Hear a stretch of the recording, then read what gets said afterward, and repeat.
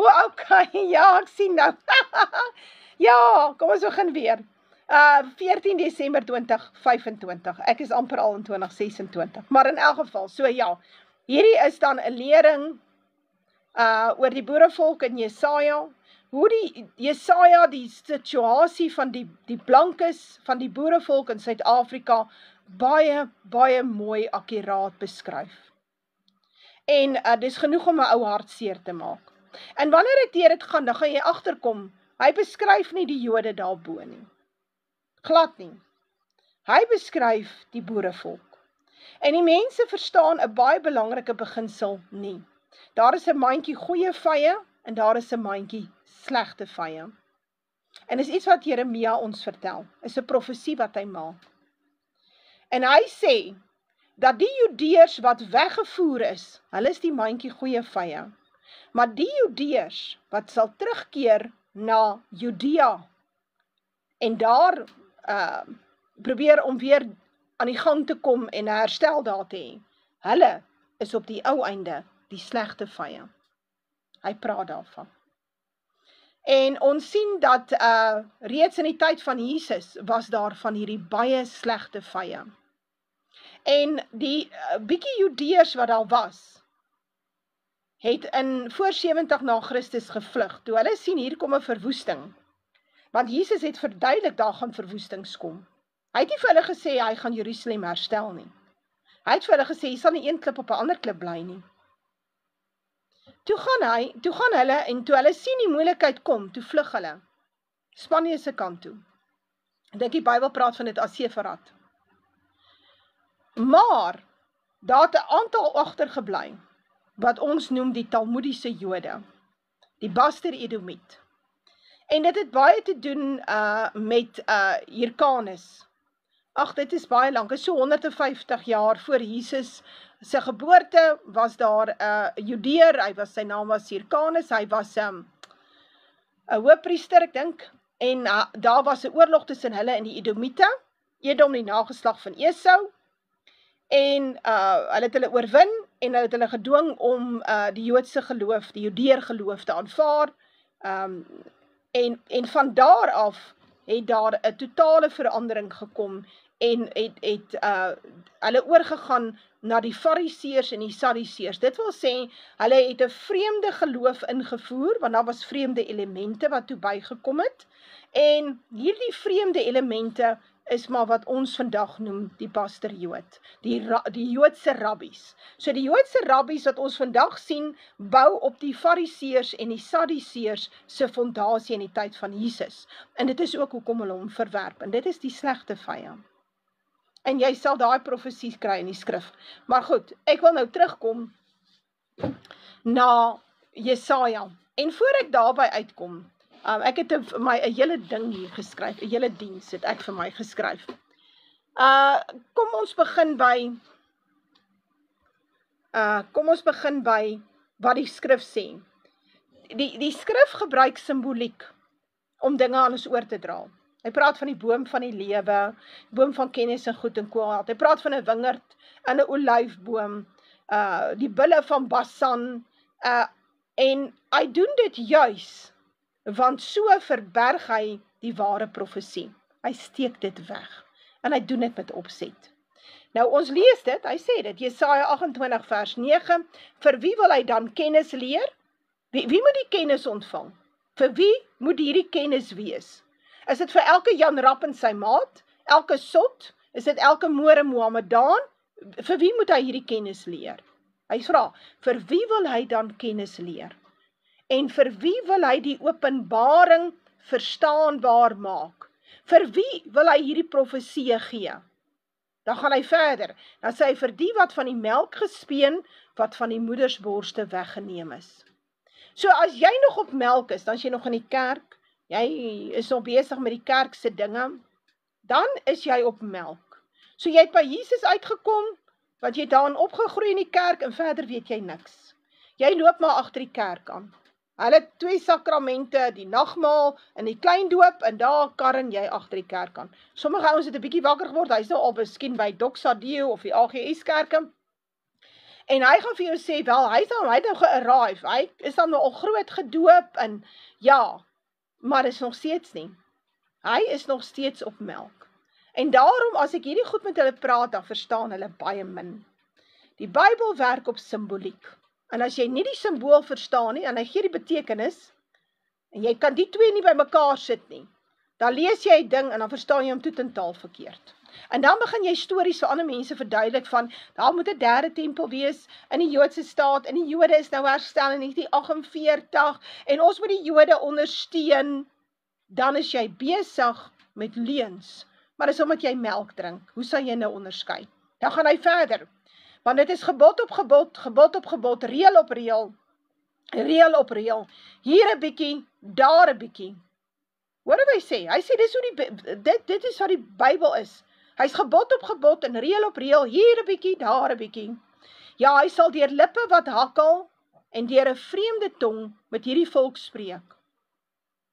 So, ek praat vandag met julle in Afrikaans.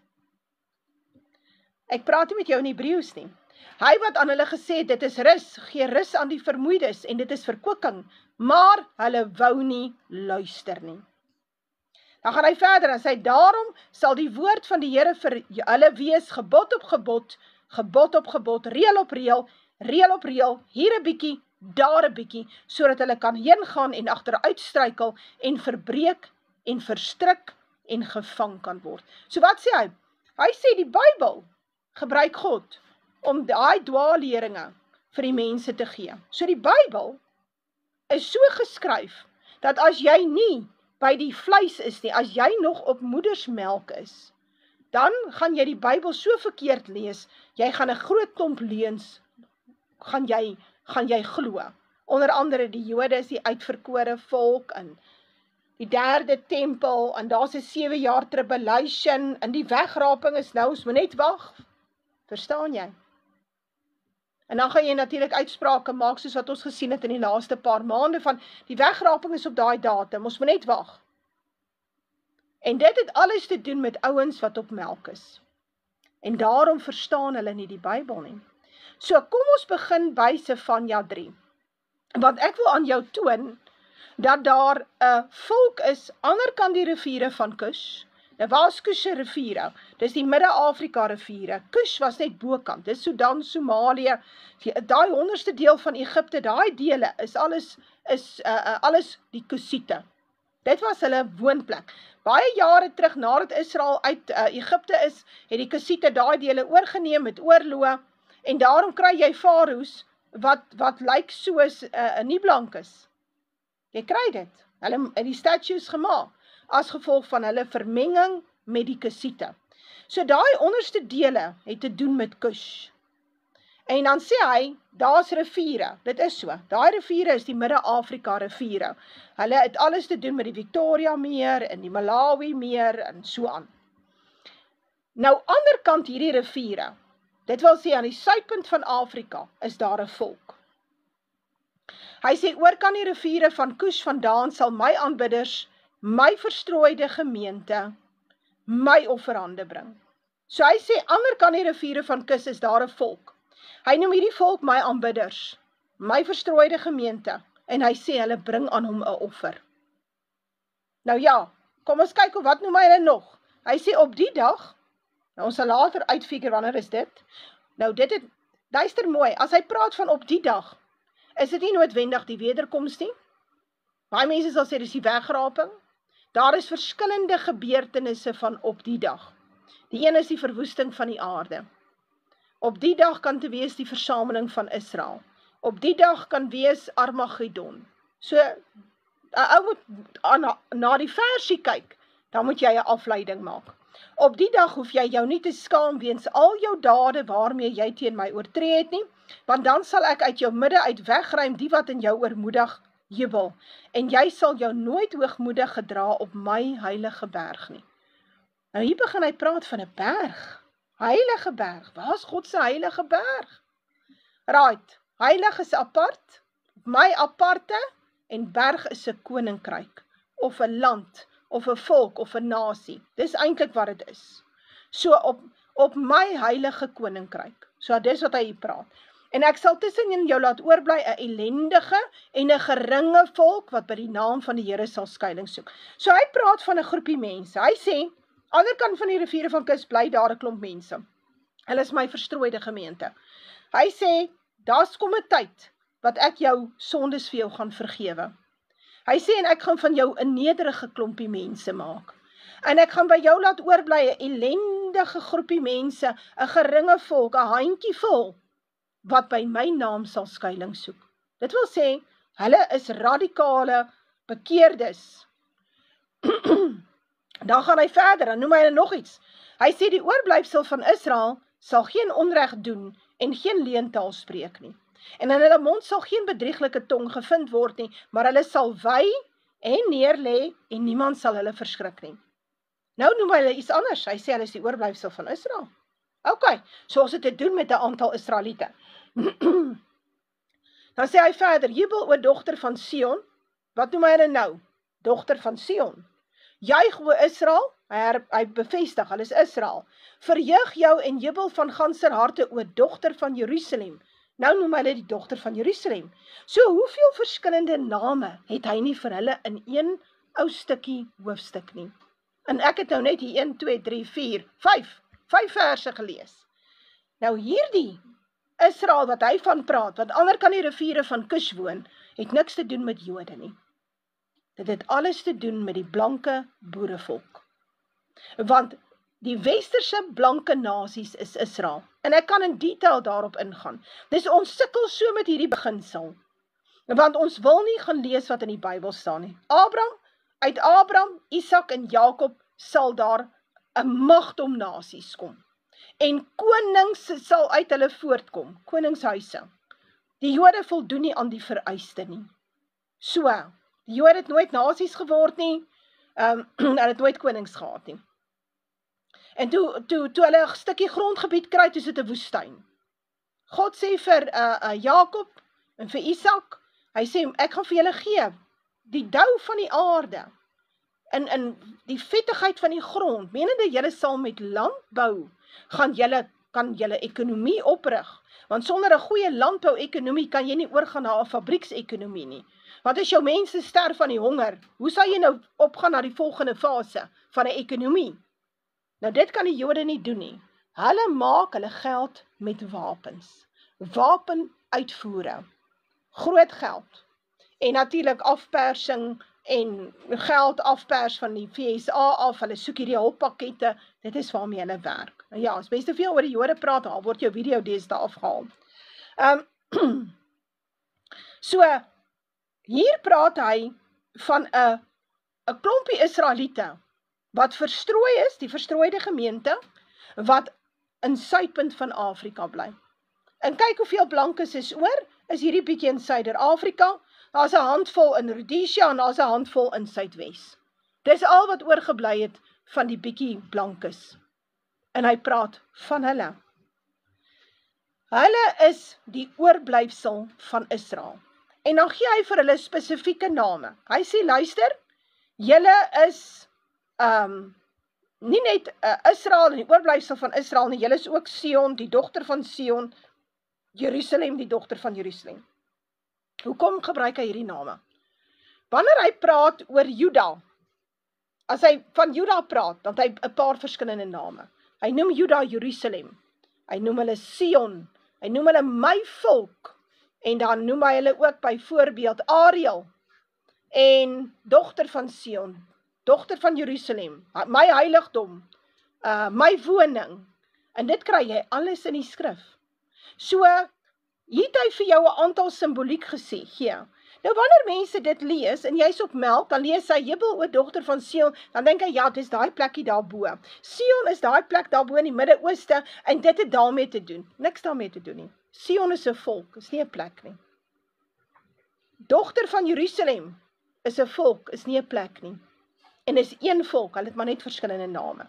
Rede hoekom hy Jerusalem gebruik en Sion gebruik wanneer hy van Juda praat, is omdat Sion was die bergvesting van Dawid. Hy het later sy mag geskuif na Jerusalem toe. Jerusalem is die hoofstad van Juda en Benjamin gewees, nadat die Israel geskeur het in 2 dele. En dis hoekom hy hulle noem by daardie name. Hy kan hulle nie noem by vandag se name nie. Hy noem hulle by daardie name, want dit is wat hulle nog steeds is. Hulle genetika het nie verander nie. Ons is nog steeds Israel van toentertyd. Ons het nou maar net nasies geword met ander name in tale en geskiedenis. Manasse is Amerika, Ephraim is Brittanje, Zebulon is Nederland, Benjamin is Duitsland, Denemarke, Noorwe, Swede, dis die klomp Danite. En jy kan nie almal nie, want ons het nie toegang tot die antieke tekste nie. Maar die ouens in die 10de en die 11de en die 12de eeu het geweet wie hulle is. So hulle het geskryf in hulle tekste. Ons het nie toegang tot daardie biblioteke nie. So, daarom weet mense nie wie hulle is nie. Maar die boerevolk sê die skrif vir jou, bly is aan die ander kant van die riviere van Kus, en dan noem hy hulle Sion en Jerusalem. So nou weet ons, die boerevolk is Juda, want ons kan dit gaan opsoek. Nou wil ek vir julle net nog 'n versie bysit. In Johannes 10 vers 24, kom die Jode na hom toe. Nou daar staan Jode, maar hierdie ouens wat met hom kom praat, is eintlik jou talmoediese baster Jood wat op daardie stadium was. Dit wil sê, hulle het die leringe van mense geleer. Hulle het hom ook gehaat, hulle het hom nie aanvaar nie. Hulle werk uit hulle geskrifte uit wanneer hulle met hom te doen het, uit die Babyloniese Talmud uit. Dit is waarmee hulle werk. En dit is hoekom hy hulle so baie keer gekritiseer het, en daarom was hulle van baie kwaad. So hulle kom na hom toe in Johannes 10 vers 24. En die Jode het hom omring en vir hom gesê, hoe lank hou u ons in onsekerheid? As u die Christus is, sê dit vir ons ronduit. As u die gesalfde is, as u die Messias is. Jesus antwoord hulle, ek het dit vir julle gesê, en julle glo nie.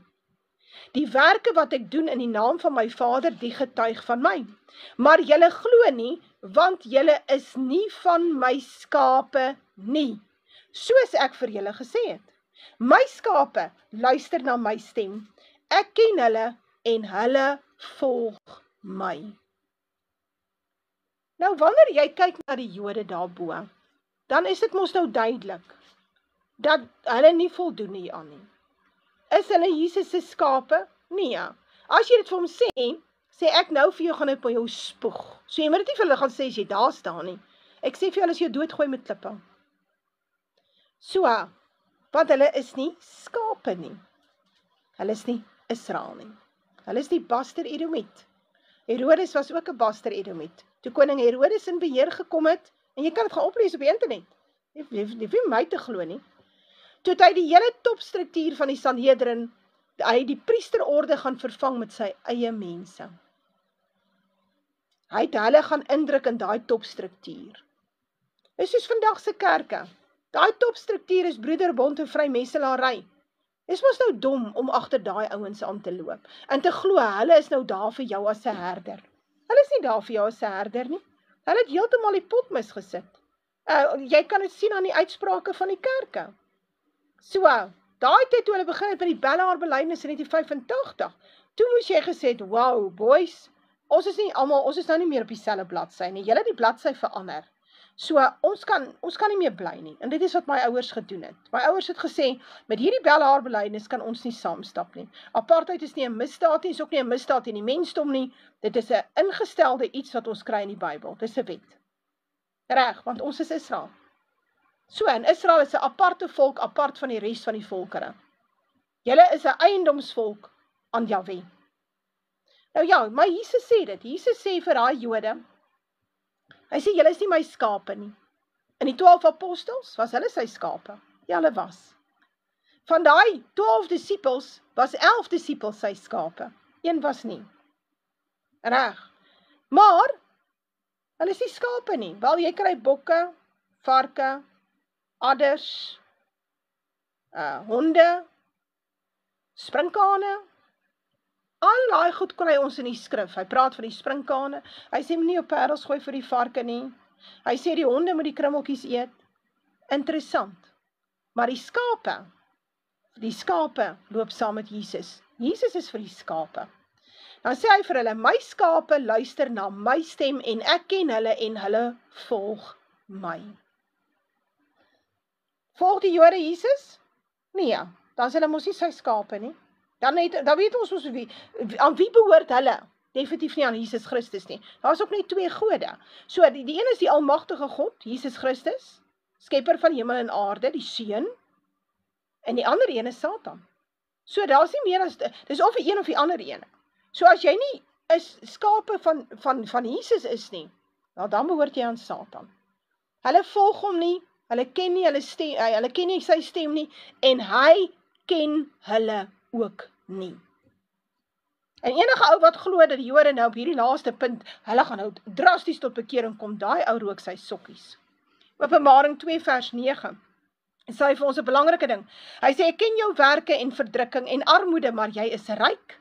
En die lastering van die wat sê dat hulle Jode is, en dit nie is nie, maar 'n sinagoge van Satan. Nou as jy hom reg vertaal, dan klink hy so, ek ken jou werke en verdrukking en armoede. Dink amper soos, praat hy nie nou van die boerevolk nie? Is daai klomp Jode daarbo, hulle het 'n surplus op hulle landsbegroting, as gevolg van die baie geld wat hulle inkry van Duitsland, Europa, Brittanje, die VSA, inteendeel, van hierdie pornografiese sites, ek wil nie name noem nie, word feitelik almal bestuur deur Jode. Ek het nou die dag 'n oulike video gesien waar Jode sê hoe belangrik dit was vir hulle om een van hierdie groot pornografiese sites se beheer en bestuur oor te neem. Hulle die hele site gekoop, dis vir hulle vreeslik belangrik. It's good business sense. Regtig? En daai ouens gaan nou tot bekering kom. En baie van die geld wat inkom, kom van hierdie pornografiese sites aan. Word gegee as skenkings aan die Joodse staat. Dis waar hulle geld vandaan kom. Daarom, die verdrukking is hier onder in Suid-Afrika, die boerevolk word verdruk. Is ons wat die armoede het, dan gaan hy verder, hy sê, maar jy is ryk, hoekom is ons ryk? Want ons is Jesus se skape. En die lastering van die wat sê dat hulle Judeërs is, wat sê dat hulle is Israel, en dit nie is nie, maar 'n sinagoge van die Satan. Hoe weet ons het te doen met iemand wat sê hy is 'n Judeër, hy's 'n Israeliet, maar hy is nie, hoe weet ons? Hy laster Jesus Christus.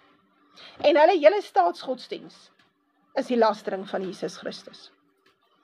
Daar is die feit dat hulle sê, ons is idol worshippers. Alle gelowiges in Jesus Christus is 'n idol worshipper en moet eintlik doodgemaak word. Volgens hulle Talmud. Baie belangrik. So, wat sê Jesus vir jou hierso? Hy sê, julle moet iets verstaan, daar is 'n bedrogspel in die wêreld. Daar is 'n groep wat sê dat hulle Israel is en dit nie is nie. Hulle is 'n sinagoge van Satan.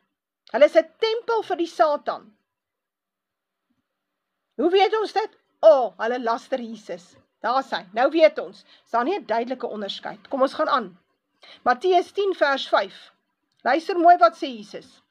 Jesus het hierdie 12 uitgestuur en hulle bevel gegee en gesê, moenie gaan op pad na die heidene nie, en moenie ingaan in die stad van die Samaritane nie. So hy het vir hulle gesê, hierdie is die sendingopdrag. Hier gee hy vir hulle die eerste fondasie. Later herhaal hy dit net, want hy weet mos hy het dit vir hulle gesê. So hulle verstaan dit, dis ons wat dit nie verstaan nie. Al die nasies beteken nie alle nasies nie. Hy sê, moenie gaan na die heidene nie, en moenie ingaan by die stad van die Samaritane. Samaritane was 'n basteras.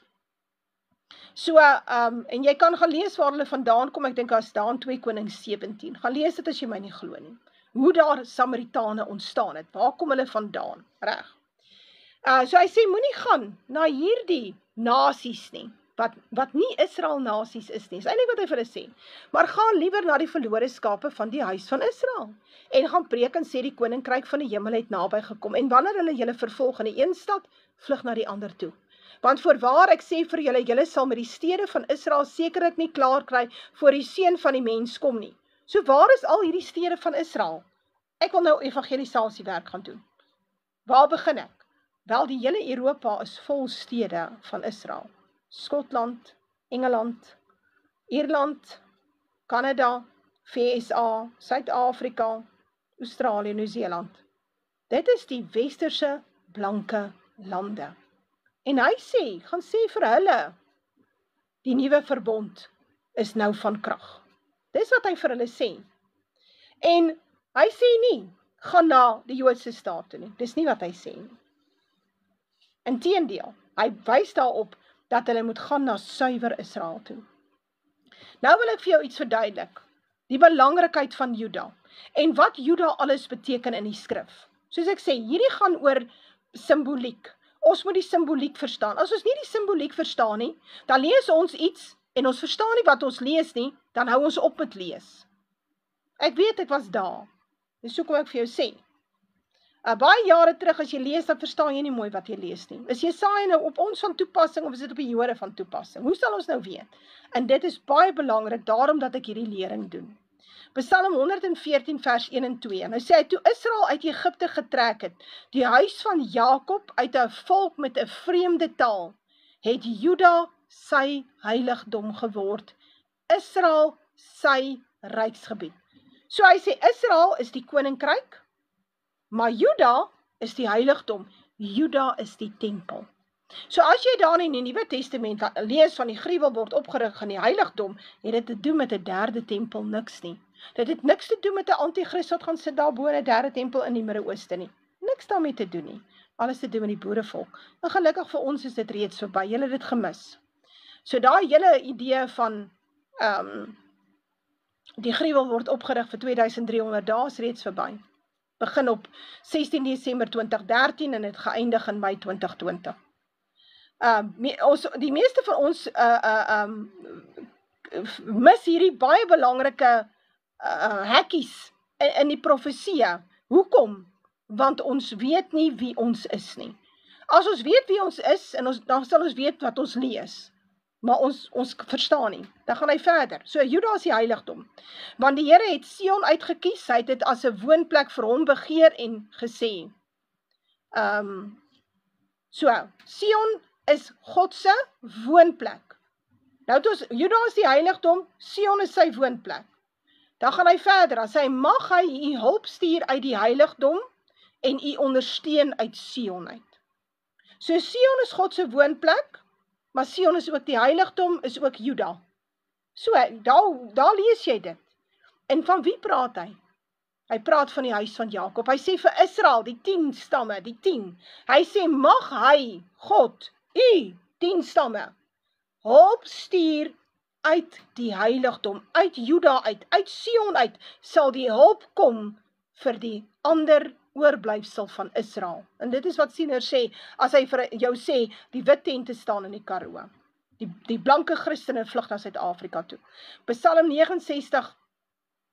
14 vers 7, ag mag die verlossing van Israel uit Sion kom. Daar staan dit, ek het nie gelieg nie. Mag die verlossing van Israel uit Sion kom. Dan sê mense, ja, maar dit verwys na Here, na die Here Jesus. Dis sy koms, nie ja. Dit verwys na ons tyd nou, na daai profesie van Siener, dat die blanke Christene sal vlug na Suid-Afrika toe, want ons is die enigste blanke land wat sal oorbly. Ag mag die verlossing van Israel uit Sion kom, as die Here die lot van sy volk verander, dan sal Jakob juig, Israel sal bly wees. So hy sê, Sion is sy volk. Sien julle dit? Sion is Juda, Juda is die heiligdom is die woning, dis ook sy volk. So hy sê, hy gaan die lot van sy volk Sion verander, dan sal Jakob, die 10 stamme, juig en Israel sal bly wees, die oorblyfsel van Israel sal bly wees. Hoekom? Dis die enigste veilige plek wat sal oorbly. Die res word 'n islamitiese kalifaat. Psalm 69 vers 35. Want God sal Sion verlos en die stede van Juda bou en daar sal hulle woon en dit in besit neem. Hy sê nie hy gaan Israel verlos nie. Niks te doen met die Midde-Ooste nie, daar kom groot verwoesting. God sal Juda verlos, Sion verlos en die stede van Juda bou. Kan jy sien in een vers, gee hy twee woorde wat dieselfde ding beteken. Hy herhaal homself. En daar sal hulle, wie sê hulle? Die oorblyfsel van Israel, woon en dit besit. Psalm 78 vers 67 en 68. En hy het die tent van Josef verwerp. Dit is Efraim. Wie is Efraim? Efraim is Britannia. En Britannia is die leier van die 10 stammeryk. naamlik die westerse Europese lande. Selfs die VSA is onder gesag van Brittanje. En hy het die tent van Josef verwerp, en die stam van Efraim het hy nie uitverkies nie. Efraim het leierskap oorgeneem van die 10 na die skeuring. Dan sê hy, maar die stam van Juda uitverkies, die berg Sion wat hy liefhet. Weereens sê hy vir jou, hy sê, Juda is die uitverkorenes. Hoekom is hulle die uitverkorenes? Want die redding vir Israel moet uit Juda uitkom. Dis hoekom hy hulle so noem. Nou wil ek julle iets verduidelik, en dis baie belangrik. Hierdie is so belangrik, is 'n verskriklike belangrike konsep, want jy lees dit plek in die skrif, en die mense verstaan glad nie wat hulle lees nie. Eksodus 4 vers 22 gee 'n baie belangrike beginsel.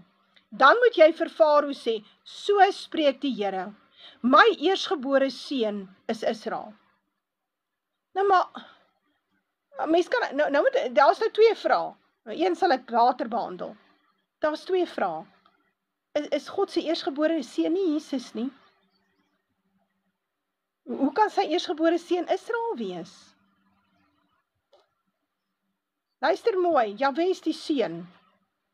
Jahwe is Jesus. So sy seun, sy eersgebore seun is Israel. Dis waarvan hy praat. Jahwe het nie 'n seun en dan is die seun Jesus nie. Laat ons asseblief nie die mekaar raak nie. Jahwe is die seun. Reg. Daarom noem hy homself ook die Vader van Israel. Nou kom Jesus in die Nuwe Testament. Dan sê hy, dan staan daar Matteus 1, en hy sal vir sy volk verlossing bring. Is dit nie sy Vader se volk nie? Nee, hy is die seun. Dis sy volk. Dit is wat hy hiervan praat. Maar dit is meer as die. Hoe kan Israel 'n seun wees? Ander kere verduidelik hy, dis sy vrou. Dan noem hy hulle die dogter. Hulle is die dogter van Juda, of die dogter van Efraim, of die dogter van Samaria. Hoe is hulle 'n dogter, maar hulle is ook 'n seun? 'n Seun is iets wat gebore is uit 'n geloofshandeling. Dit wil sê, 'n verbondsluiting op grond van 'n geloofshandeling.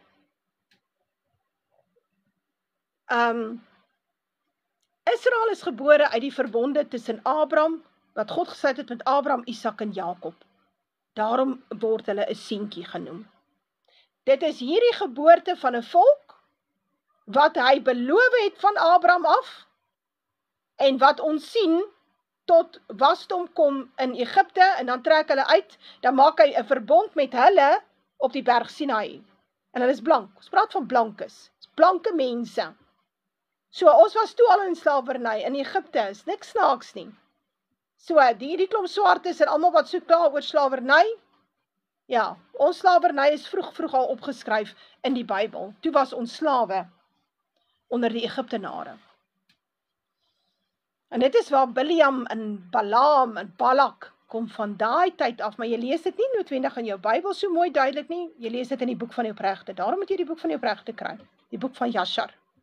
Nou ja, so die eersgebore seun is Israel, dis interessant, teen die tyd dat Israel uitstap by Egipte, nadat hulle 210 jaar daar was, hulle was nie 430 jaar daar nie, hoor, daar's 'n fout in die skrif. Ons sien dat die Septuagint sê dit beter, maar selfs as jy die getalle optel, gaan jy agterkom is nie 430 jaar nie. Hoekom hulle daarby uitkom, weet ek nie. Maar, hulle was 210 jaar daar. Hulle gaan daarin as 70 man, 70, né? En Josef en die 2 seuns was mos nou binne in Egipte klaar. En toe hulle uitstap, toe is hulle 600,000 man. So Vader het hulle verskriklik geseën, vreeslik geseën daai tyd. Ten spyte van die geweldige verdrukking, het hy hulle laat aanwas. So 600,000 man, dis nou net die weerbare man. Dis die ouens tussen 20 en, kom ons sê 55, kan nog werk, kan nog 'n swaard swaai, kan nog kinders hê en hulle groot maak. Dit is jou weerbare mans. Daai. Hy tel nie die ou mense, die vroumense, die kinders en die babas nie. Hy tel hulle nie. So kom ons sê, elke man het 'n vrou en 2 kinders, hardloop ons na 3 miljoen toe. Gaan dink daaroor. En nou het ons nie die ma's en die pa's ook ingesluit nie, né? Reg. Is interessant, iemand vra vir my, was die swartes nie slawe nie? Interessant, dit is die Arabiere wat die swartes verkoop het, en is die swartes self wat die swartes verkoop het. So ouend maar net 'n bietjie gaan oplees. Wie was onder andere in beheer van die slawehandel van die swartes? Maar die slawehandel van die blankes is iets wat niemand oor praat nie. As jy gaan lees oor hoe die Britte die Ierse kinders verkoop as slawe, dan is dit 'n riller. En dit is een van die redes hoekom God so kwaad is vir die Britte, vir Efraim. Jesaja 66 vers 6. Hoor 'n rumoer uit die stad, hoor uit die tempel. Wie is die tempel nou weer? Die heiligdom. Wie is die heiligdom? Is Juda. Wie is Juda? Die boerevolk. Hoor, dit is die Here wat sy vyande hulle dade vergeld. Hy sê, voordat sy wee gekry het, wie is die sy? Ons gaan nou lees. Het sy gebaar. Voordat smart oor haar gekom het, is sy van 'n seentjie verlos. Wie het so iets gehoor? Wie het sulke dinge gesien? Word 'n land op een enkele dag gebore? Of word 'n nasie met een slag gebaar? Want Sion het wee gekry met eens haar kinders gebaar. Hy sê, klomp goed hierso. Hy sê, Sion, wie Sion? Is 'n ander naam vir Juda. Wie is Juda? Is die boerevolk. Hy sê, hierdie boerevolk, of Juda, ons is die dogter van Sion. Jy sal dit lees. So, Sion is Juda, maar die boerevolk is Juda. Maar op daai stadium was Sion nog nie die boerevolk nie. Sion baar 'n seentjie. En daai seentjie is die gelofte dag seentjie. Daai seentjie is die seentjie van 16 Desember 1838. Daar is op een dag is daar 'n volk gebore. Naamlik die boerevolk. En dis van hulle praat. Dan sê hy Sion, wat Judas, het wee gekry, baringswee, soos 'n vrou, en haar kinders gebaar. Maar sy baar nie 'n dogtertjie nie, sy baar 'n seentjie. Hoekom? Want dit is gebore uit 'n verbondheid.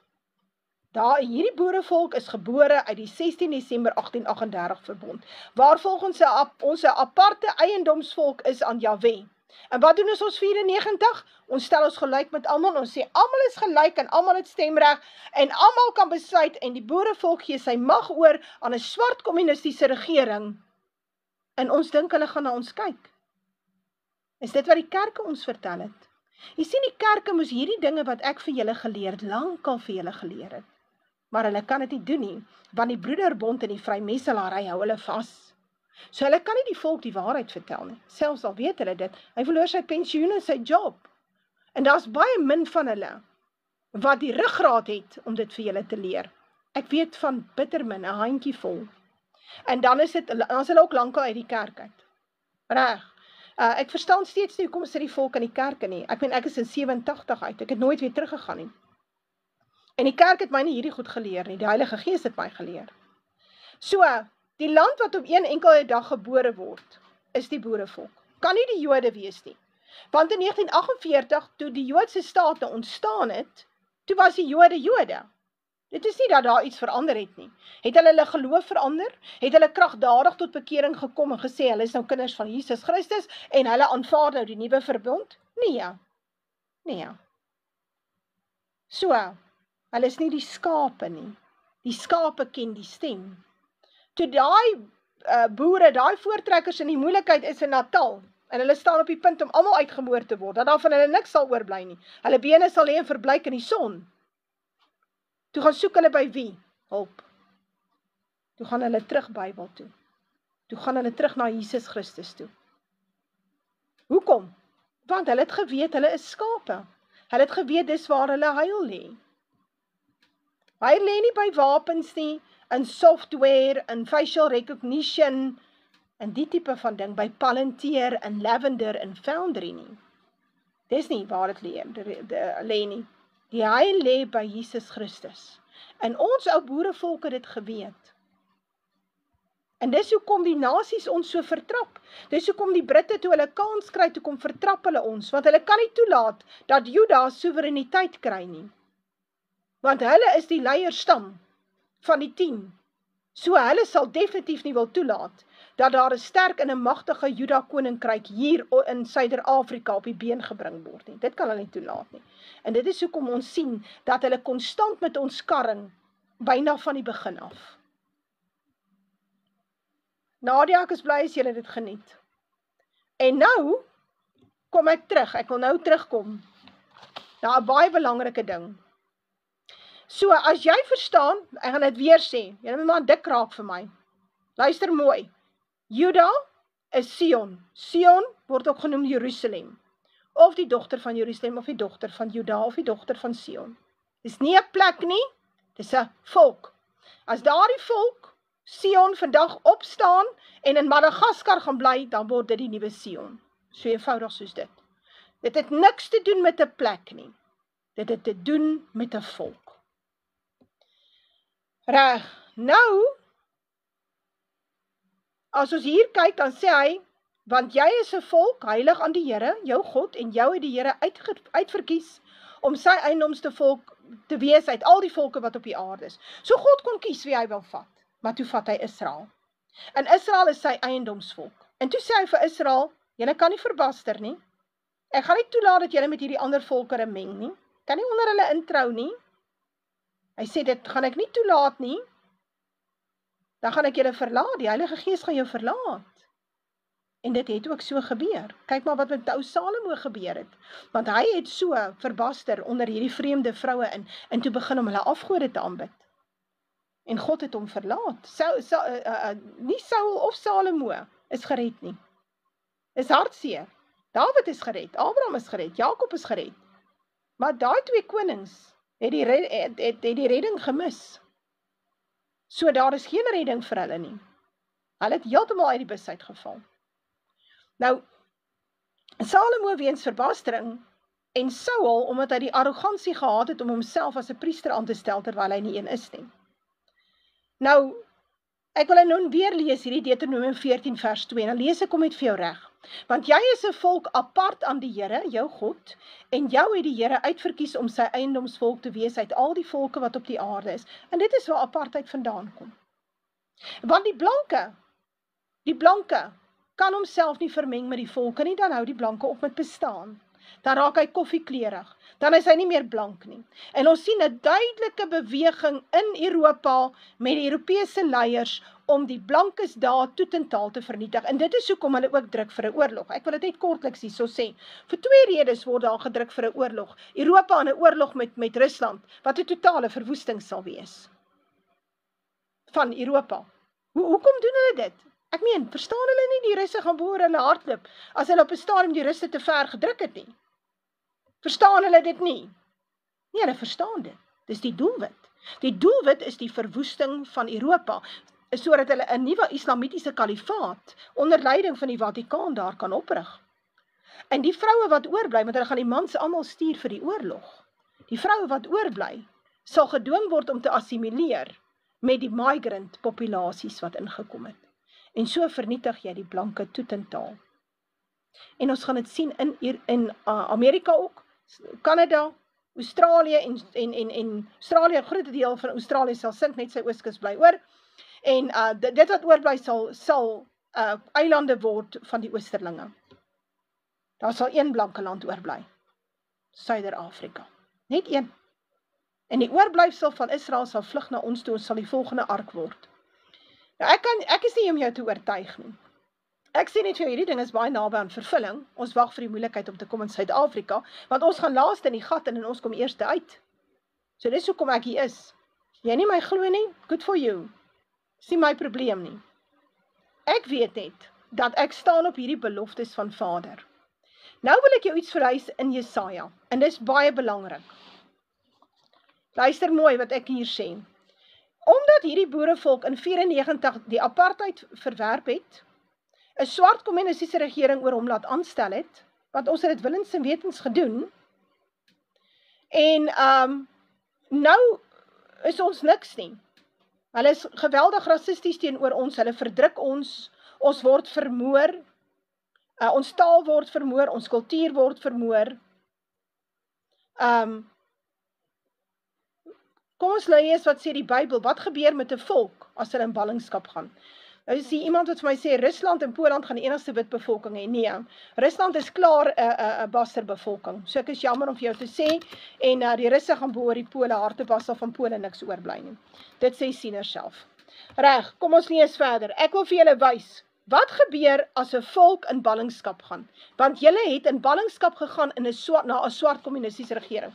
Ballingskap beteken nie noodwendig, ouens is opgetel, soos in die tyd van Israel, en toe word vir hulle gesê, laai julle kamele in julle waantjies en wat ook al, en ons gaan julle verskuif, daar bo, aan die kant die Efraat, gaan julle nou daar boer nie. Dis ook ballingskap. Maar ballingskap is eenvoudig, jy verloor jou soewereiniteit, en jy word die slawe, die onderdane van 'n vyhandelike regering.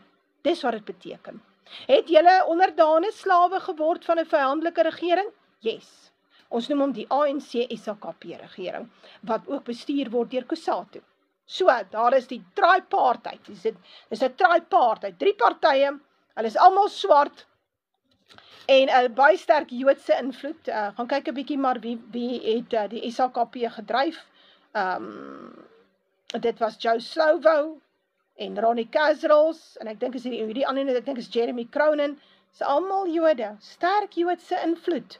Hoe is dit nou moontlik dat die Jode nou, is dit nou, ou moet dink, luister, Jesaja 5 vers 13, en hier begin ons by Jesaja, want ons wil begin verstaan wat gaan aan in ons land. Dit wat aangaan in ons land, is dit voorspel. Het Vader gesê dit gaan gebeur. As ons nie luister nie, en ons doen wat die Baal-godsdienste vir ons sê, en die Baal-priesters in die kerke. Ja, kom ons lees, hy sê Jesaja 5 vers 13. Die eerste ding is, 'n volk gaan in ballingskap. Daarom gaan my volk, in ballingskap, weens gebrek aan kennis, hulle aansienlikes word hongerleiers, en hulle menigte versmag van dors. Daar sê hy dit vir jou. Julle het in ballingskap ingegaan, want daar is 'n aantal leuns vir julle vertel, julle het die Baalpriesters op die kansels geglo, julle die politieke leiers geglo, van checks and balances. Onthou julle die storie? As gevolg van gebrek aan kennis. En julle het nie verstaan, julle is Israel nie. Julle het nie verstaan, julle is die boerevolk nie. Daai tyd het pastoor Neser gepraat, Dominee Gert Steenkamp het gepraat, ek dink Dominee Willie, weet ek nie of hy al gepraat het nie, maar daar was predikers wat vir hierdie volk verduidelik het, hulle is Israel, maar hulle het nie belang gestel nie. Ons gaan sport hê, ons kan nie ons rugby ouens oor see stuur nie, want as gevolg van apartheid mag ons nie daar speel nie. Nou ja, die cricket, ons kan nie cricket doen in Nieu-Seeland nie. Hulle gaan ons terugstuur, as gevolg van apartheid. Ja, daar's 'n rede, hoekom hulle die land nie met 'n oorlog omvergewerp het in 94 nie. Hulle kon nie. So hulle moes dit doen met verraaiers, vrymetselary, broederbond en die Baalpriesters op die kansels. So, dit is wat daar gebeur het. Reg, so julle het in ballingskap gegaan. En is interessant, die hele middelklas is daarmee heen. Daar is nie meer 'n middelklas oor nie. Nie in hierdie land nie. Die ouens hardloop op skuld, die bietjie wat het. En weet julle mooi, die lewende water en die lewende brood word nie meer vir die volk gegee nie. Want as dit so was, het die volk nie gelyk soos hulle nou lyk nie. Het hulle net op die strate gestaan en bedel nie. Was hulle nie dwelmverslaaf nie, was hulle nie plakkerskampe nie. So gaan dink mooi, daar's geen seën op die nuwe Suid-Afrika nie. Nee, God het nie apartheid tot 'n einde gebring nie, die vrymetselary het apartheid tot 'n einde gebring. Dis definitief nie God nie. Want as dit God was, sou daar seën gewees het op die nuwe Suid-Afrika. Daar is geen seën nie. So onthou volgende keer as jy in die hospitaal lê, en daar's nie skoon beddegoed nie, en jy moet jou eie beddegoed bring, en daar's nie kos vir jou om te eet nie, dan moet jy onthou, daar's geen seëninge op die nuwe Suid-Afrika nie. En dan moet jy jouself die vraag afvra, hoekom is dit nie? Hoekom seën God nie die nuwe Suid-Afrika? Hulle het dan nou apartheid afgeskaf, 'n misdaad teen die mensdom. Kom ons lees aan. Reg, 'n baie belangrike ding. Ek het dit genommer. Die eerste ding, 'n volk gaan in ballingskap. Julle het julle soewereiniteit verloor. Volgende ding is, kom ons lees, hier by nommer 2.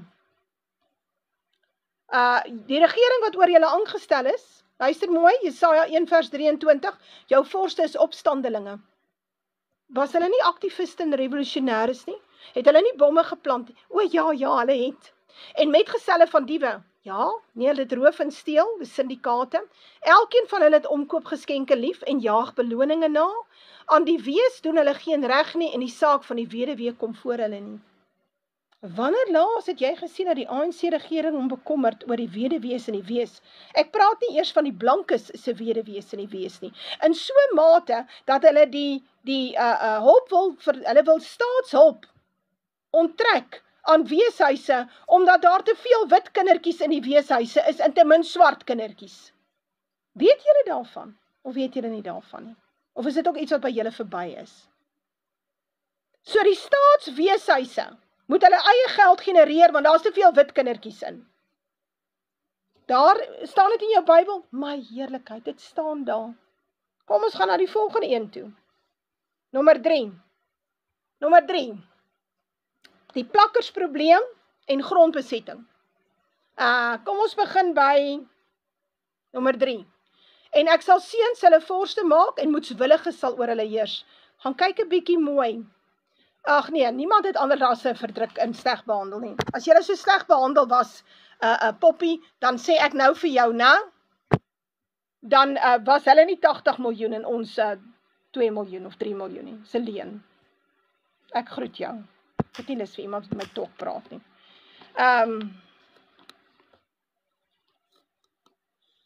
Ja, ek gaan aan. Ek kan nie so sukkel met mense nie. As jy nie by is nie, is jy nie by nie.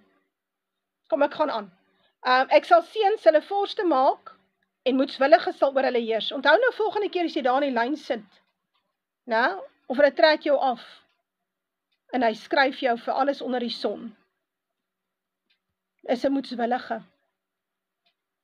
Onthou nou as jy daar in die lyn sit daar by die hospitaal en sy vat jou leer en sy sit hom heel onderin. Daai enetjie wat daar sit, sodat jy vanmiddag 4 uur eers iemand kan sien nadat jy doodsiek is. Die moedswilliges sal oor julle heers. En die mense sal mekaar verdruk, man teen man en die een teen die ander en die seun sal die grysaard en die veragtelike sal die agbare stormloop. Dit is so. In Suid-Afrika moet jy sien hoe verdruk die blankes met mekaar. Hulle verdruk mekaar absoluut. Hulle volg die voorbeeld van die regering, dis wetteloosheid. Onthou die wet is teen die kruis vasgespijker, so daar is nie 'n wet vir hierdie volk nie. So, die volk, as jy met hulle praat oor die wet, dan verduidelik hulle vir jou, die wet is vervul, hulle hoef glad nie die wet te doen nie. So hulle het nie naaste liefde nie, hulle het ook nie liefde tot God nie. Hulle het niks. Jy sien die verdrukking, jy sien hoe blankes ander mense uitbuit. En daar's bedrog en diefstal. Jy kan nie glo dat die volk so ver geval het nie. Want dit het ons nie gesien voorheen nie. Voorheen was jou woord was jou eer. Kom ons gaan aan. Die grondbesetting. Dis wat alles wat gebeur as 'n ou nie luister nie. Jesaja 5 vers 8, wie hulle wat huis aan huis trek, akker aan akker voeg, totdat daar geen plek meer is nie en julle alleen grondeienaars in die land is. Wie doen dit? Wie hulle wat huis aan huis trek? Wie trek huis aan huis aan huis aan huis? En so vat hulle grond. Wie doen dit? Gaan dink mooi. Maar dis nie die boerevolk nie. So wat ons hier sien is plakkerskampe. En is daar nie, weet hoeveel miljoene sit nie in die plakkerskampe nie? Daar is 80 miljoen mense in hierdie land. Waar woon hulle? Oorwegend plakkerskampe, hophuisies, so by mekaar. En so word hulle alleen grondeienaars in die land, deur middel van grondbesetting. Dit is waarheen ons op pad is. Die Bybel voorspel vir julle presies wat is vir julle in store. Dit is wat kom. So laat ons nie huil daaroor nie. Ons moet verstaan, hoekom is dit so? Want ons het geluister na die politieke leiers en die baalpriesters op die kansels. Hoekom sit jy nog in die kerk? Onttrek jou fondse van die kerk af. Los die kerke is daar om hierdie topstruktuur in plek te hou, om die volk verder te breinspoel. Dis waarvoor hulle daar is. Dis dieselfde in die tyd van Jesus met die Sanhedrin, dit was daar gestel om die volk in lyn te hou. So kom uit die kerk uit. As jy hou wil slaan na die stelsel, begin by die baalpriesters. Onttrek uit die kerk uit. Nou, predikant moet vir my job gaan soek. Hierdie ding dat hy daar op die kansel staan en 'n groot salaris verdien en 3 keer 'n jaar vakansie hou, maar hy vertel nie die waarheid aan sy gemeente nie.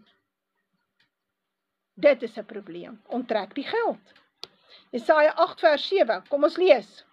Wat gebeur? Wat ek nou sien. Wag nou net so bietjie.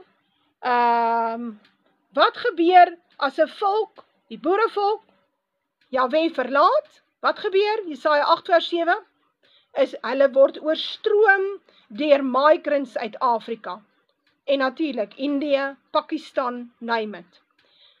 Kyk, daarom sal die Here oor julle laat kom, die sterk en die magtige waters van die Eufraat, die koning van Aser en al sy heerlikheid, en hy sal bo al sy bedding styg en gaan oor al sy walle, en hy sal in Juda indring, instroom en oorloop, tot die nek toe sal hy kom, en die uitbreiding van sy vlerke sal die land in sy breedte vul, o Immanuel. Hoor hoe mooi sê hy dit. Hy sê, hy noem die Eufraat, hier gebruik hy die Eufraat, wat 'n sterk en 'n magtige rivier was, as 'n simbool vir die koning van Aser. Nou die koning van Aser is eintlik Marduk, en Aser verwys hier na Afrika. Dis waarna hy dit verwys. Aser verwys hier na Afrika, en as ons lees, gaan jy dit agterkom. So, en al sy heerlikheid, as jy onthou, ander kan die riviere van kus woon hierdie boerevolk, woon hierdie oorblyfsel van Israel. Hy sê, Aser sal bo oor hulle stroom. Hy sal in Juda indring. Juda volk, nie die Joodse staat nie. Niemand dring daar by die Joodse staat in nie. Inteendeel, die Joodse staat is besig om Palestyne, die land te ontvolk en die Palestyne te pos na ander areas toe. En dan gaan hulle grondgebied vat en daai mense ook verskuif na blanke areas toe. Daai vlugtelinge word ingekanaliseer in Europa, in die VSA, in Brittanje in. So, daar's niemand wat daar indring en oorsloop tot die nek toe, tot hier kom die water nie. Water is nasies. Dan sê hy, en die uitbreiding van sy vlerke, dis nou hierdie koning van Aser, die vlerke van 'n gevalle engel, sal u land in sy breedte vul, o Immanuel. En is dit so? Van die Kaap tot daar in Palaborwa, kyk hoe mooi lyk dit. Lyk dit mooi? Ja, nee, die migrants het oorgeneem. Die Zamazamas het oorgeneem. Die syndikate ran die land. Die mafias en die Nigerians en die Malawiërs en die Somaliërs. Dis 'n lekker plek. Suid-Afrika het 'n lekker plek geraak. En vir elke Moor, Mohammedaan, Pakistan, dit gaan hier oor misdaad. Elke opportunist is besig. Elke mafia-leier is besig hier. Want die regering is opstandelinge en metgeselle van diewe. Dit staan dan nou daar. Wil jy vir my sê, hierdie het te doen met die Joodse staat? Geen ou in sy regte brein kan vir jou dit sê nie. Dan gaan hy verder, hier's nog 'n versie, in Jesaja 7 vers 18, en in die dag sal die Here vir die vlee fluit wat aan die einde van die strome van Egipte is. Wie is Egipte? Dis 'n ander simbool vir Afrika. En ons leer dit daar in Jesaja 19, gee hy vir jou die simbool, want hy sê vir jou, in Egipte is 'n waterplas wat die Nyl voed. Nou die waterplas wat die Nyl vloed is nie in Egipte nie, dis in Midde-Afrika, sy naam is die Victoria Meer. So, nou sê hy, en in die dag sal die Here vir die vlee fluit wat aan die einde van die strome van Egipte, van Afrika is, en die bye wat in die land Aser is Afrika is, en hulle sal kom en almal gaan sit in die dale van die steilhoogtes en in die skeure van die rots en op die doringbosse is 'n dorp, en op die drinkplekke. Het die vlee ingekom?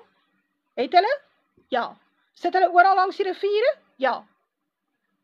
Dis wat gebeur met 'n volk, met hierdie boerevolk, met hierdie Juda volk, omdat ons God verlaat het. Luister mooi, want dit gaan van bad na worse. Jesaja is nie vir sissies nie. Kom ons kyk, die volgende is, hier sê hy 'n baie belangrike ding, van hoe hy ons land 'n wildernis gaan maak. Nou as jy dink die land is nou al 'n wildernis, na 30 jaar wil ek vir jou sê, het nie idee wat kom nie. Jesaja 5 vers 1, luister mooi hoe hy praat. Laat my tog, ek moet net gou die tyd sien, laat my tog sing van my beminde, 'n lid van my beminde oor sy wingerd. My beminde het 'n wingerd op 'n vrugbare heuwel. Wie is hierdie beminde? Is die seun. So hy sê, my beminde het 'n wingerd op 'n vrugbare heuwel, en hy het dit omgespit en die klippe daar uitgehaal, en dit beplant met edel wingerdstokke. Met 'n, wat is 'n edel wingerdstok? Is 'n suiwer wingerdstok. Is nie 'n bastervrug wat hy geplant het nie, is 'n edel wingerdstok, is nie geneties gemodifiseer nie, is nie 'n verbasterde druif nie, dis 'n suiwer druif. Druif is simbool van geloof, dis 'n simbool van Israel. Hy het beplant met edelwingerdstokke en hy het 'n toring daar binne uitgebou. Wat 'n toring is plek van krag en sterkte en ook 'n parskyp daarin uitgekap, menende sodat jy trap die druiwe en dan word dit wyn. Wyn is die ware geloof. Hy sê maar hy het verwag dat dit druiwe sou dra en toe dit wilde druiwe voortgebring. Reg. Dan sê hy nou dan inwoners van Jerusalem. Hy praat met die boerevolk en manne van Juda. Kan jy sien hoe Jerusalem en Juda dieselfde plek, dieselfde volk? Oordeel tog tussen my en my wingerd. Wat is daar meer aan my wingerd te doen wat ek nie daaraan gedoen het nie? Waarom het ek verwag dat dit druiwe sou dra en toe dit wilde druiwe voortgebring, basterdruiwe? Laat my julle dan nou te kenne gee wat ek met my wingerd gaan doen. So, God sê nie, dis 'n mooi man, dis basterdruiwe, dis so mooi nie. Nee, hy sê, kom ek gaan julle vertel wat maak ek met so 'n wingerd. Ek sal sy doringheining wegneem, sodat dit verwoes word, en ek sal sy muur stukkend breek, sodat dit vertrap word. En ek sal dit 'n wildernis maak, dit sal nie gesnoei of omgespit word nie. Wat moet die herders doen? Hulle moet die grond omspit, en snoei, hulle moet mos nou na die volk kyk, maar hulle doen nie. Maar opskiet met dorings en distels, God plant nie alles nie. God plant die wingerd, Satan plant die dorings en die distels. Nie elke plant wat my vader geplant het. Hy sê, nie elke plant wat my vader nie geplant het nie, sal ontwortel word. Die dorings en die distels het God nie gemaak nie.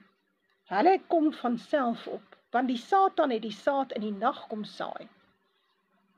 So die sataniese nageslag is die dorings en die distels, en ek sal die wolke gebied om nie daarop te reën nie. Ag, naas die feit dat ons baie droogtes gehad het, en die land soos 'n wildernis lyk, is dit baie duidelik dat ons oorstroom is van dorings en distels, en daar is geen geestelike voedsel nie, daar is nie reëns nie, daar is nie hierdie laatreëns en vroeë reëns om die volk te leer in die kerke nie. Dit gebeur nie. Dan gaan hy verder, want die wingerd van die Here van die leerskare is die huis van Israel. So wat sê hy? Sê die wingerd is Israel. En die manne van Juda is die tuin van sy verlustiging. So hy sê, ons is hierdie tuin waarvoor hy so lief is. Hy het gewag op reg. God sê, ek het gewag dat reg en geregtigheid moet geskied. Maar kyk, dit was bloedvergieting. Op geregtigheid, maar kyk, dit was geskreeu. Nou, ons almal weet. Luister mooi, is daar reg en geregtigheid in Suid-Afrika vandag? Nee. Beteken die regbank iets? Nee. Is daar 'n oorlog teen die boerevolk via die regbank en die regstelsel en die wetstelsel? Ja. Al wat daar bo in Afrika, in die Midde-Ooste is, dat mense kan sê, wel, miskien is dit in die Midde-Ooste, want kyk die verskriklike bloedvergieting. Wat daar is daar. Maar, dit het niks te doen met die Midde-Ooste nie. Niks. Dit het te doen met die boerevolk. Dan gaan hy verder. Hy sê dat hierdie hele idee, en kyk hierso, die hele regstelsel is korrup. Hy sê, wie hulle wat sleg goed noem, en die goed sleg, wat duisternis lig maak, en die lig duisternis, wat bitter soet maak, en soet bitter. LGBTQ word in die kinders se skole geleer. Jou geskiedenis is uit die kinders se skool gehaal. Julius Malema sê, kill the boer, kill the farmer, dan bevestig die reg, dis aanvaarbaar. As ek het sê, as ek die K-woord gebruik, word ek toegesluit 2 jaar 'n maand. As hulle sê ons is honde, dan is dit reg. Want die reg is korrup. En die nuwe wêreldorde en die Baal-sisteem het ingekom. En nou is lig donker, en donker is nou lig. Nou moet ons nie huil nie, want dit is wat gebeur met 'n volk wat apartheid afgeskaf het, en om deel gemaak het van vryheid, gelykheid en broederskap, en tot op hede, is daar geen broer wat na jou kyk nie. Daar is nie vryheid vir jou nie, boerevolk, en jy word vertrap. Jy word vertrap. Kom ons kyk verder. Ek het hier nog 'n versie, kom ons kyk.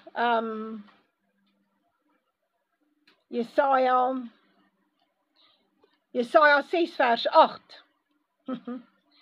Nou wat gebeur met 'n volk, onder andere, as hulle hierdie eiendomsvolk is van God, en toe hulle hom verwerp, hulle die wingerd wil niks met hom te doen hê nie, So wat gebeur nou? Wel, God maak hulle dom. Hy maak hulle dom. Hy maak hulle doof en hulle blind, sodat hulle nie tot bekering kan kom nie. So hy vat die waarheid van hulle weg, hy vat die reg van hulle al weg, hy vat die evangelie van hulle weg. Hy maak hulle dom. En ek gaan dit vir jou lees, Jesaja 6 vers 8. Daarop hoor ek 'n stem van die Here wat sê, wie sal ek stuur en wie sal vir ons gaan? Toe antwoord ek, hier is ek, stuur my. En hy het gespreek, gaan sê aan hierdie volk, hoor altyd deur, maar verstaan nie. En sien altyd deur, maar bemerk nie. Maak die hart van hierdie volk vet, en maak hulle ore swaar, en bestryk hulle oë, sodat hulle nie sien nie, met hulle oë en met hulle ore nie hoor, en hulle hart nie verstaan nie, en hulle nie bekeer en gesond word nie. So, dis wat hy sê. So, elke keer as die ouens vir my sê, maar ek praat nonsens, en ek weet nie waarvan ek praat, en ek is 'n valse profeet, is dit omdat God hulle doof en blind gemaak het. Dit is die straf oor hierdie volk, sodat hulle nie kan bekeer en gesond word nie. Baie belangrik. Toe sê ek, dis uit die profeet, hoe lank, Here? Want dit was van baie ontstellend. En hy antwoord, totdat die stede verwoes lê sonder inwoners, en die huise sonder mense, en die land verwoes is tot 'n wildernis. En die Here die mense ver verwyder uit, en die verlatenheid groot is in die land. So wat is die uiteinde van die nuwe Suid-Afrika met sy swart kommunistiese regering? 'n totale verwoesting. Daar sal nie stede oorbly om in te woon nie. Daar sal nie huise oorbly om in te woon nie. So as jy besig is met jou blink huis en jy het nou nog 'n garage aangebou en jy's besig met die swembad, dan wil ek vir jou sê, my maat, jy's besig met die verkeerde dinge. Dis nie nou die tyd om huise te koop en goedertjies aan te bou en skuld te maak nie. Nou is die tyd om 'n woonwa en 'n tent te kry, om 'n slaapsak te pak, om 'n sleepwaandjie te pak, want die verwoesting kom vir Suid-Afrika. En ons sal sien dat die derde wêreldoorlog sal in Suid-Afrika geveg word. Die bomme sal ook hier val. Op die stede. Maak nie 'n fout nie. En ons sal sien hoe verander God die situasie in Suid-Afrika. Tot dit wat ons nou dink is nou verwoesting. Ag, daar sal nie 'n kar loop in Suid-Afrika nie. Hy sê dit. So ja, dit sê Siener vir jou duidelik. Ja, die Nephilim nasies verwoes ons. Maar op die ou einde van die dag sal die derde wêreldoorlog hier geveg word. Hoor wat ek vir julle sê. En die stede sal gebom word. Daar sal nie mense woon in die stede nie. So die 80 miljoen wat hier is, gaan hulle goedjies pak en skuif, waarheen? Oorwegend op in Afrika, Europa toe. So, en is iets, dis 'n straf vir Europa, omdat Europa toe ons hulle nodig gehad het om saam met ons te staan, toe het Europa ons veroordeel, en ons uitverkoop aan die ANC, en die ANC befonds, wat 'n terroristeorganisasie was, nie 'n politieke organisasie nie, en hierdie 80 miljoen gaan kuier, hulle gaan terugtrek soontoe. En is iets wat Jean Raspail, baie jare terug het God dit vir hom in 'n droom gewys, dit is 'n Franse skrywer, Jean Raspail, hy het 'n boek geskryf, Omsingel die laar van die heiliges, en daaroor het hulle hom so verkwalik. En vandag begin ons sien hoe dit in vervulling gaan. Want Europa het aan ons nie gedink nie. Europa het ons uitverkoop. Nou ja, nee, daar moet ons nie huil nie, daar in Europa is daar nou, ek dink in Swede ontplof daar 'n bom elke dag, en daar's daagliks mesaanvalle en panga-aanvalle op ouens in die strate, ou maat. Ja, so kom ons gaan lees verder. Nou ja, die volgende ding wat kom in 'n land, in 'n land waar die Israel volk, die boerevolk, nou hulle God verwerp het, is wel, hulle word oorhandig aan die voorvadergeeste. Jesaja 8 vers 19, en as hulle vir julle sê, raadpleeg die geeste van afgestorwenes en die geeste wat waarsê, wat piep en mompel, moet 'n volk nie sy God raadpleeg nie, moet vir die lewendes, die dooies gevra word. So hy sê, jou land word geregeer deur die ancestor ghost en die sangomas, die sataniste. Daar sê hy dit vir jou. Is dit so? My heerlikheid, ons sien dit is so. Want Jesus is uitgeskryf uit die grondwet uit, en die dolosse word gegooi. En ek het baie interessant, 'n man het na my toe gekom. En ek gaan dit hierso sê, dit moet maar gesê word. En hy sê vir my, hy droom. Cyril Ramaphosa het 'n groot slang, wat in 'n mandjie is, waarvoor hy buig. En hy sê dit was vir hom 'n baie skokkende droom, verskriklik skokkend. Hy kon nie glo wat hy sien nie. En toe gaan soek hy inligting op die internet. Toe is daar 'n swart vrou wat gesels, toe stuur hy vir my die link, en ek het persoonlik geluister wat sy sê. Sy sê sy het gestudeer vir die Stangolma, en sy het toe deur mekaar geraak met 'n baie ryk swart man. En hy het haar gewys, want hy het ook so 'n slang in die mandjie. En die slang moet eet, maar hy leef op seksuele liste. So wat hulle doen is, hulle kry een van die straat af, en dan maak hulle haar dronk, en dan gebruik die slang haar. Nou ja, dit is wat 'n swart vrou sê, sy het dit gesien met haar eie oë, en sy daaroor het sy nou nogal gepraat in haar video. Nou sê ek vir jou, dit is wat ons tans sien in Suid-Afrika. Goed, kom ons gaan aan, dit is skrikwekkend, dit is genoeg om 'n ou heeltemal van jou kop af te maak. Maar dit is wat ons sien, dit is wat besig is om te gebeur. En hierdie volk is blind en doof. Dan gaan hy verder. Dan sê hy hierso by 7-8, die BEE-wette praat hy van, wie hulle wat heilose insettinge tot wet maak, en die skrywers wat moeite ywerig voorskrywe, maak nog wette, om die armes van die gereg weg te stoot, en om die ellendiges onder my volk van die reg te beroof, sodat die weduwees hulle buit kan word, en hulle die wese kan plunder. BEE, blanke mans kry nie werk nie, blanke vrouens kry nie werk, die kindertjies gaan honger slaap. Maar wat sal julle doen op die dag van besoeking? Hy sê, God gaan Afrika besoek, en hy gaan Suid-Afrika besoek, en dit gaan nie mooi wees nie. Maar wat sal julle doen op die dag van besoeking, en by die verwoesting wat van ver af sal kom? Nou wie sal julle vlug om hulp, en waar julle rykdom bære? Want ek vir jou sê, jou rykdom gaan jou niks help in die tyd wat kom nie. Niks. Hy praat van BEE, kom ons kyk verder. Die ANC gaan ons vertrap. Kom ons kyk, Jesaja 10 vers 5, wie Aser, onthou ek het vir jou gesê, Aser is Afrika, hierdie Afrikane, die roede van my toren en 'n stok is hy, in hulle hand is my grimmigheid. God sê, ek gebruik hierdie swartes, om julle pak slaag te gee, want julle ore is toe, julle luister nie. Ek sal hom stuur teen 'n roekelose nasie, dis nou ons. En ek sal hom bevel gee teen die volk van my grimmigheid, dis ons, om buit te maak en roof in te samel, en om hulle tot 'n vertrapping te maak, soos modder van die strate. Nou juist vandag modder in die strate. Maar ons ondersteun nog steeds met ons koopkrag die winkels.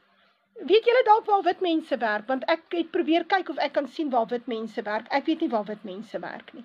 Weet julle dalk waar wit mense werk? Wat as ek instap by die groot, by 'n klerewinkel, by 'n eetplek, by 'n apteek, dis pikswart. Waar werk blankes? Dit is wat hy sê, julle is 'n vertrapping. Praat hy hier van die Jode daarbo? Is hulle die vertrapping? Word hulle vertrap? Nee, hulle vertrap. Kyk hoe hulle die Palestynë vertrap. So, ons moet nou mooi verstaan wat die Bybel oor gaan. Jesaja is geskryf vir die boerevolk, niks te doen met die Jode nie. Dan gaan ons verder. Nommertjie 10. Kom ons kyk. Hulle gebruik swart rasisme teen ons. Jesaja 10 vers 24. Daarom so sê die Here, Here van die leerskare, o my volk wat in Sion woon. Dis ons. Ons is sy volk. Israel is die ryksgebied. Ons is God se volk. Wees nie bevrees vir Aser, die swart Afrikaan, wat jou met die staf slaan, met sy regeerstaf, met sy BEE-wette, en sy stok teen jou ophef op die manier van Egipte nie. Op die manier van Egipte? Egipte is Afrika, op die manier van Afrika nie. So wat sê hy? Hy sê die swart man slaan jou op die manier van Afrika. Nou wat is dit? Radical Economic Transformation, Black Economic Empowerment, potholes in die strate, Afrika tyd, hospitale wat vuil is en nie werk nie, skole wat nie kan funksioneer nie, nou weer geld weggevat van die blanke skole af, nou met die blanke skole, met daai miljoen of 2 miljoen of 3 miljoen wat die staat gegee het, onthou, want die kinders is veronderstel, eintlik dieselfde ding, dieselfde belastinggeld te kry, hoe gaan die skole nou oorleef? Verstaan julle die probleem? So, julle moet begin verstaan waaroor dit gaan. Want ons luister dan nie. Dis hoekom, dit wat ons sien hierso, is God se straf gerig teen ons. Hy het 'n army teen ons opgerig. Dan gaan hy verder. Die ekonomiese ineenstorting wat kom. Jesaja 3 vers 1. Want kyk, die Here van die leerskare sal uit Jerusalem en uit Juda uit wegneem, die stit en die steen, elke stit van brood en elke stit van water. Nou hierdie stit van water kan maklik verwys, brood en water na die predikante, en ek dink dit verwys nou natuurlik daarna toe ook, maar dit het te doen met broodwinners. Hy sê hy gaan wegneem die held en die krygsman, die regter en die profeet, die waarseer en die oudste. Die owerste oor 50 en die aansienlike en die raadsman en die knap ambagsman en die ervare besweder. Dit is 'n ineenstorting van die ekonomie. Ons kyk of daar nog is. Dit is nommer 10. Ons kyk waar is nommer 11. Ek het hom neergeskryf hiersom. Hier is nog een, Jesaja 3 vers 14. Die Here gaan na die gereg met die oudstes en die vorste van sy volk. So die leiers van hierdie volk, hierdie boerevolk, die bietjie leiers wat ons het. En hy praat spesifiek van die Baalpriesters, die valse herders op die kansels. Hy praat van die valse politieke leiers. Gaan kyk maar hoe lyk die DA en die Vryheidsfront. Sogenaamde partye vir blanke, niks te doen daarmee nie. Hy sê hy gaan in die gereg met hulle. Ja, julle het die wingerd afgewy. Wat aan die arme man ontroof is in julle huise. Kry groot salarisse, dis hoekom hy 'n politisie is. Solank as dat hy 'n politikus is, dan kry hy 'n groot salaris, dis hoekom hulle so lekker groot is. Groot ouens. Wat is dit met julle dat julle die volk vertrap en die ellendiges mishandel, spreek die Here van die leerskare. Verder het die Here gesê, en hier kom die ineenstorting nou, skus tog dat ek net 'n bietjie water drink.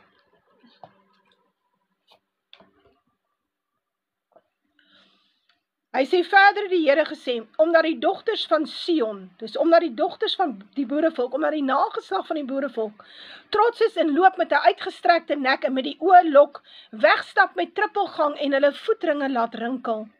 Daarom sal die Here die skedel van die dogters van Sion skurf maak, en die Here sal hulle skaamte ontbloot. En die dag sal die Here wegneem die sieraad van die voetringetjies en die sonnetjies en die maantjies, die oorversiersels en die armbande en die sluiers, die hoofversiersels en die voetkettingkies en die pronkgordels en die reukvlessies en die towermiddels. Hierdie woordjie reukvlessie is eintlik 'n ander woord vir liggaam. So wat sê hy? As hy die liggame gaan wegneem, dan is dit 'n slagting. 'n Dood wat kom. Die vingeringe en die neusringe, die feeskliere in die manteltjies, en die chalies met die handsakkies, en die handspeeltjies en die hemde en die tulbande en die wye mantels. Dit is wat jy gebruik as dit goed is met die ekonomie. Hy sê hy gaan dit wegvat. Dan sal daar in plaas van balsemgeur mufheid wees, en in plaas van gordel 'n tou, om jou by mekaar te hou, en in plaas van gevlegte hare kaalheid. Is interessant, hare en versiersels is deel van ekonomiese vooruitgang, is dit nie? Ons wys ons is blink met dit wat ons aantrek, is dit nie waar nie? Hy beskryf dit dan maak ons die hare mooi en ons sit daar by ten duurste by die haarkapsters, vir highlights in die hare en so aan. Hy gaan dit wegvat. In plaas van gevlegte hare kaalheid, en in plaas van 'n pronkgewaad, 'n roukleed, brandmerk in plaas van skoonheid. Interessant. Wanneer daar in 'n land oorlog is en daar's kruisgevangenes, dan word hulle hare afgeskeer. Hulle kry die lelikste klere denkbaar om aan te trek. Hoekom is dit so? Want dit het te doen met die verlaging van sy status. Hy's niks meer nie. Jou manne, o Sion, sal deur die swaard val en jou helde in oorlog. Ja, hierdie volk is dom, hulle gaan die oorlog ding doen. Hierdie volk gaan die pad stap saam met die Doringbos regering en hulle seuns laat oproep vir oorlog. Ons weet dit staan, Siener sê dit en ons sien dit in die skrif. En sy poorte sal klaag en treur en hy sal uitgeskit op die aarde sit. Weet jy wat beteken dit? Beteken, baie in die volk gaan sterf, 'n handjie vol bly oor. Dit is waarheen ons op pad is. Dit is waarheen ons op pad is. En dit sal eindig, en ek wil dit graag vir julle lees, hierdie hele situasie van ons gaan eindig met die volgende. Gelukkig is dit 'n vinnige proses. So hierdie eerste 30 jaar was 'n stadige proses van totale verval. Maar hierdie laaste 2 jaar gaan 'n baie vinnige pas wees van totale verwoesting, tot by die totale verwoesting. En God doen dit in 'n baie vinnige tydperk om ons te spaar. Want ons kan nie deurgaan wat die Oekraïneërs nou deurgaan nie. Daar sal van ons niks oorbly nie. So, ons kan nie so 'n situasie deurgaan nie. Of iets deurgaan soos wat die Palestynë kry in die Midde-Ooste nie. Ons kan nie dit deurgaan nie. Ons sal dit nie maak nie. So, daarom gaan God hierdie laaste 2 jaar, give and take, van hierdie laaste eindtye, baie versnel, om ons te spaar. So dit gaan ramp op ramp wees en krisis op krisis, totdat alles in chaos eindig. Ons moet dit verstaan. En dan sien ons, die derde wêreldoorlog is in plek en hy is aan die gang, en dan sien ons die verwoesting van die aarde, wat God inbring, om die hele Babyloniese stelsel van die tafel af te vee. Want die boerevolk kan nie herstel, soos wat dit nou lyk nie. Ons sal nooit weer 'n politieke oplossing kan hê nie. Ons kan nie regkom by die stembus nie. Ons getalle is teen ons. Dit is hoekom die ANC die grense oopgegooi het, sodat die migrants vir hom in plek kan hou. Dit is hoe dit werk. Want die swartes is nie dom nie. Die blankes klaarblyklik is. Maar die swartes is nie dom nie. Hulle weet hierdie is 'n numbers game. So interessant, die nie-blanke rasse verstaan dit is 'n numbers game. So, dis hoekom ons die druk sien in Europa om die islamiete meer en meer regte en voorregte en whatever te gee, because it's a numbers game. As die getalle teen jou begin tel, kan daar nooit weer vir jou 'n politieke oplossing wees nie. Vader moet vir hierdie blanke volk intree om dit reg te maak. En ek wil nou vir jou eindig met Jesaja 13. God spraak oor Babel. Nou die woordjie is eintlik Babel, is nie Babel nie. Ons praat sommer van Babel in Afrikaans. Maar is eintlik, die woord kom van Babili af, wat 'n Sumeriese woord beteken, wat beteken poort van die gode. Maar Babel verwys na die Joodse staat. So Babylonië verwys na die Joodse staat. Maar dit verwys ook na die poort van die gode, wat te doen het met hierdie groot planeet wat kom om die aarde te verwoes. Maar goed, nou sê hy, God spraak oor Babel, wat Jesaja die seun van Amos gesien het. Hef op 'n banier op 'n kaal berg. Hoekom is die berg kaal? Baie mense is dood, 'n berg is 'n koninkryk. Nou, daai banier is 'n regeerpos. So hy praat hier van die boerevolk. Daar sal 'n herstel wees van 'n boerevolk regering, lank voordat ons die grond het, sal ons by 'n boerevolk regering uitkom. Roep hulle hardop toe, wink met die hand dat hulle kan intrek deur die poorte van die edeles. Ja, wie roep hy? Nou watter poorte? Die 12 poorte van Jerusalem. Hy sê, roep hierdie oorblyfsel van Israel, dat hulle kan inkom. Na hierdie 12 poorte, wat net vir die stamme van Israel is. Hy sê, bring daai klomp Israeliete by mekaar in Suid-Afrika. Hy sê, ek self het my geheiligdes, my apartes ontbied. Ook het ek my helde tot die toren geroep, my manne wat jubel in trotsheid. God is torenig, so hy bring die manne van toren saam. So wat is hierdie manne van toren? Hoor 'n gedruis op die berge. Berge is koninkryke, soos van baie mense. Hoor 'n rumoer van die koninkryke, van versamelde nasies. Kyk hoe bevestig hy wat ek sê. Die Here van die leerskaring hou wapenskouing oor 'n oorlogsleer. Nou maar wat se leer? Luister mooi, hulle kom uit 'n ver land van die einde van die hemel af, die Here en die werktuie van sy grimmigheid om die hele aarde te verwoes. Nou waarmee sal God die aarde verwoes? Dink bietjie mooi. Onder andere met asteroïdes. wat in die see val, wat op die aarde val, en wat groot aardbewings veroorsaak, wat gaan veroorsaak dat al die vulkane aktief raak, bo op die aardoppervlakte en die wat ook onder op die see is. Hy gaan kontinente skuif, hy gaan kontinente laat sink, en hy gaan ander na vore skyn bring. Hy gaan eilande laat sink en nuwe stad gebore word. Dis waarvan hy praat. Hierdie het niks te doen met 'n wederkoms nie. Huil julle, want die dag van die Here is naby. Hy kom as 'n verwoesting van die Almagtige. Luister mooi, dis 'n verwoesting. Dis nie Armageddon nie. Dis hoekom hy dit nie noem nie. Daarom word al die hande slap en elke mens se hart versmelt. Gaan kyk 'n bietjie die movie Greenland. Gaan kyk bietjie die movie.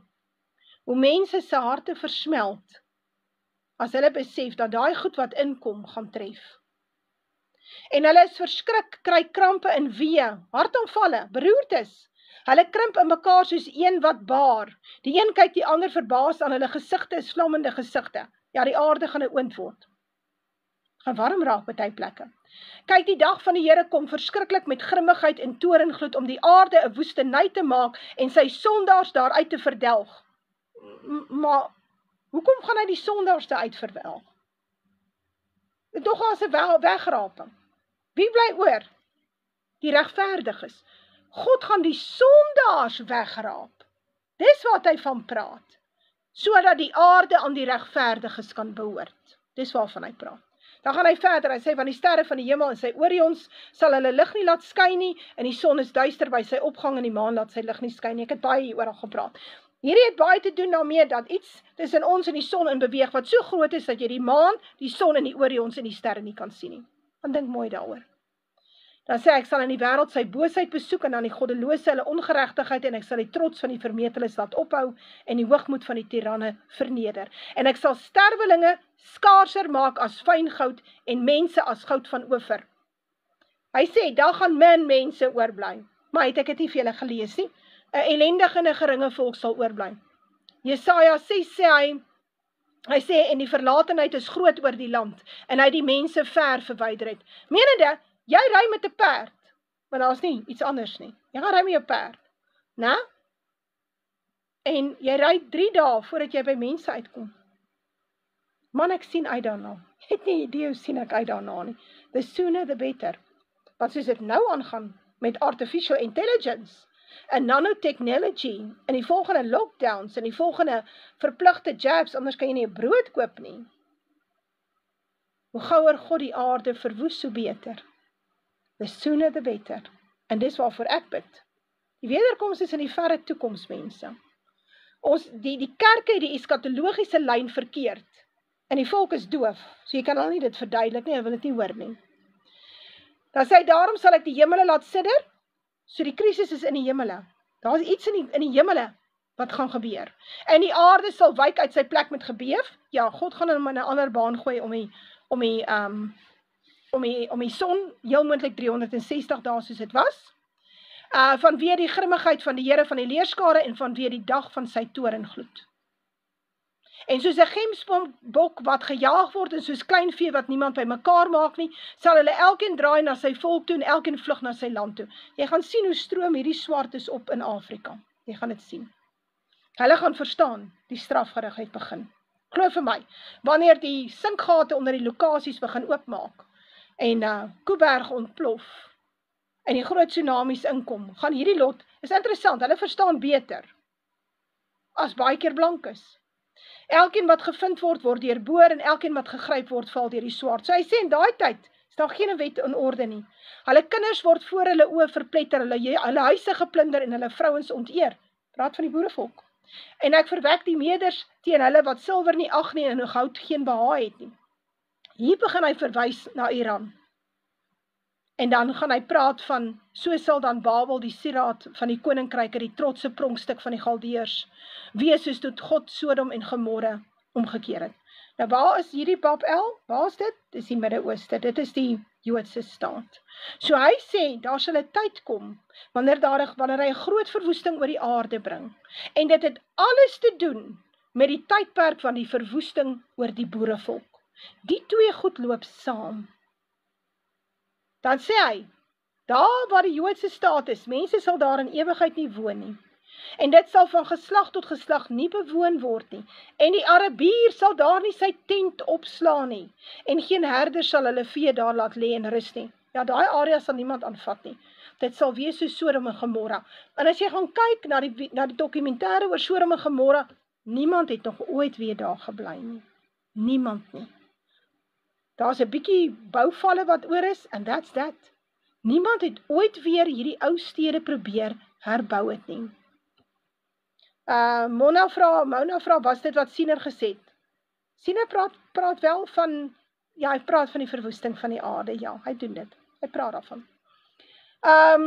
Goed, nou hier is 'n belangrike ding, ek wil net vir jou ander een gee, ek gaan dit daar los, ek het nou genoeg gepraat. Wat sou die 7de Desember gebeur het? Vra iemand, ek weet nie, ek het nie 'n datum vir 7de Desember nie. Wat vir my wel belangrik is, van 9 tot die 15de Desember is min of meer die laaste 7 dae, waarin die gelofte afgelê is, en die gelofte is dan op Dinsdag. En 'n ou moet maar probeer om die gelofte, kyk of jy by 'n byeenkoms kan kom, en as jy nie kan nie, wel op my groepe doen ek gelofte dag, en ek doen 'n lering, en ek gaan probeer om 'n lering te doen op TikTok, vir YouTube, en so aan. Arnold Wilkins sê, julle mense moet ophou, julle maak die mense bang. Ja, Arnold is een van die sissies wat nie Jesaja kan lees nie. Jesaja is nie vir hom geskryf nie. Dankie Neville. Dankie Warrior Prinses. Wat dink jy van 29 Desember en 1 Januarie 26? Ek dink nie daar's iets besonders daaromtrent nie. My persoonlike opinie is, ek kan vir julle, ek sal gou afsluit met 'n gebeurelyn, en dit is ook maar iets wat ek verstaan die gebeurelyn, maar die tye ontwyk my. So ek het nie noodwendig die tye nie, maar ek kan die gebeurelyn gee.